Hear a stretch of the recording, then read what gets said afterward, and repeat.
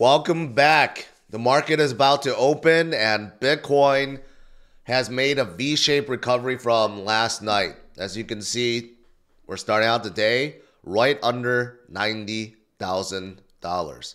So obviously, I created a video last night talking about that big executive order signed by Trump for the creation of the Bitcoin reserve.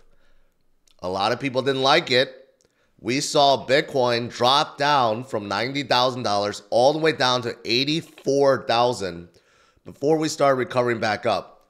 But I did say that, hey, it looks like it could be one of two scenarios. One is the whales are just making people scared, trying to get people to think that was a bad thing, and they dumped. And we could see a pretty good recovery in the morning. In fact, a V-shaped recovery. And that looks like that was a scenario because we are back to that pre-dump level. So it's looking pretty good this morning.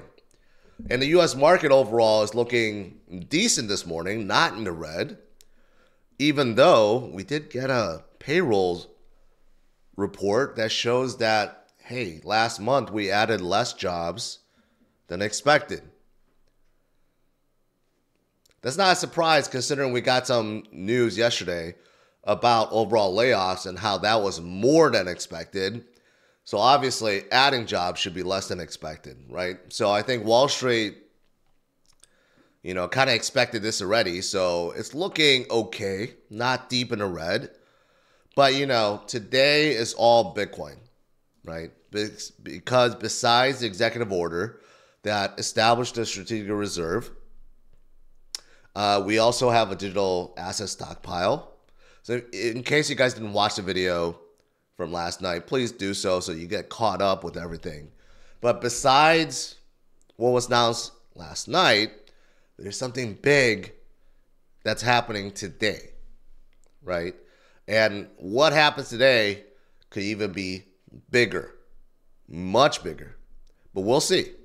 Before I get to that, one of the things that came out from the Bitcoin Reserve was the fact that, hey, the U.S. was going to try to find ways to purchase Bitcoin without additional cost, without putting a strain on the taxpayers. And Besson said, hey, I'm going to get to work. We'll see what the way forward is for any Bitcoin acquisition.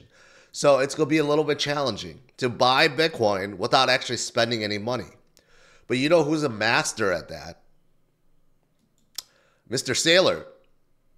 Mr. Saylor responded, and he happens to be one of the attendees at the White House summit today. He's like, I have a few budget-neutral strategies for acquiring additional Bitcoin. We know Saylor's strategy. Issue debt, use that debt to buy Bitcoin. Imagine if the U.S. actually issues bonds for the purpose of buying Bitcoin. That would be crazy because the U.S. can offer unlimited amount of bonds. Unlike MicroStrategy that has to, put down collateral and there's only so much he can sell at a time. The U.S. government, with his AAA rating, can sell as many bonds as it wants. That's how the U.S. survives. Without the ability to offer bonds, we would not have enough money. We would not have enough money to operate. So imagine if just a small portion of that was used to buy Bitcoin. That would be crazy. Absolutely crazy. And Saylor will be attending that White House summit, right? And you have some big powerhouse players going. And they're all going to be talking. They're all going to be coming up with ideas. And that's why I think maybe something gets announced today that could be just as big, if not bigger, than the executive order for the Bitcoin Reserve. I mean, if you look at this list, it's full of project leaders, exchange CEOs, just Michael Saylor, and a lot of VCs as well that represent a whole lot of projects. And you could see there are a ton of people that will be there. and I'll be talking to David Sachs and Trump and Besson and Lutnick and everyone else. And you know what? Something else huge could be announced today. Or maybe not. Maybe nothing gets announced today. But overall, this is very, very positive because they're all going to be sharing their ideas and thoughts. And it's going to be productive one way or another. But I do think there will be something else that's announced today. It's all building up towards that. And David Bailey, the CEO of Bitcoin Magazine and Bitcoin Conference, who is going to be attending, he also thinks that China now is doing the same thing as the US because they have a large stockpile of Bitcoin that they confiscated. They're going to use that to make a strategic reserve, and they're going to figure out how to acquire more. So it's starting already, right? And look at the countries around the world that have some Bitcoin. Of course, US leads, China second. You got UK, Ukraine, and Bhutan, and El Salvador. That's up there. And soon you're going to have many, many other countries with more. And this is just what we know of. Many other countries probably do have more, and we just don't know. Brian Armstrong thinks that basically many of the G20 nations will follow, if not all of them. Right? So this is all great. Today, I think we're going to hear a lot of things being announced. And it's going to be good. It's going to be absolutely good. Even if I'm wrong and there's nothing announced, the fact that these leaders are all together talking to Trump and Sachs, sharing their ideas, is going to lead to some good things, for sure.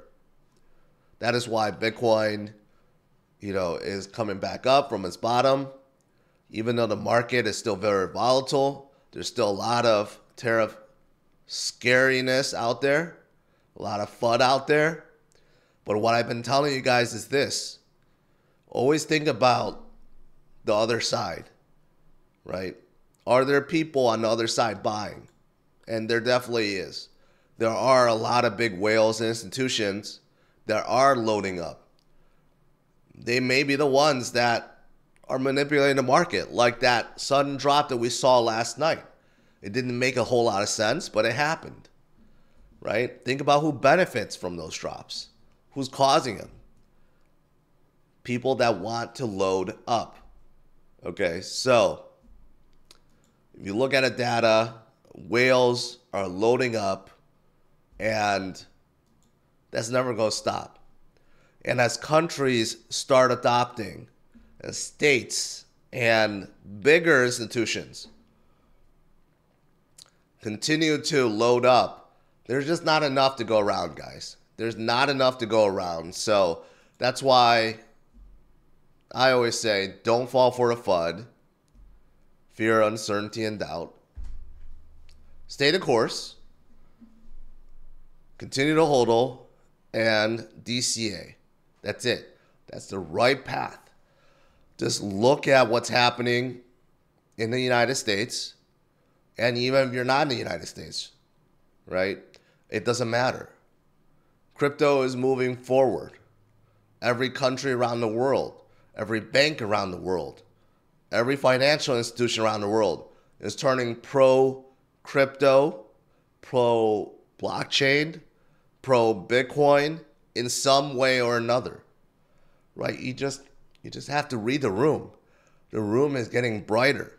So there is no reason to get out, right? And that's what those market makers and the whales and the exchanges, that's what they want you to do because they profit and they get to buy lower. You don't want them to do that. You want to keep it for yourself. All right, guys, that's it. As you guys can tell, my voice is still cutting out and getting a little worse. So I'm going to take this weekend to rest up. Stay strong, my friends. I think today could be good. We'll see.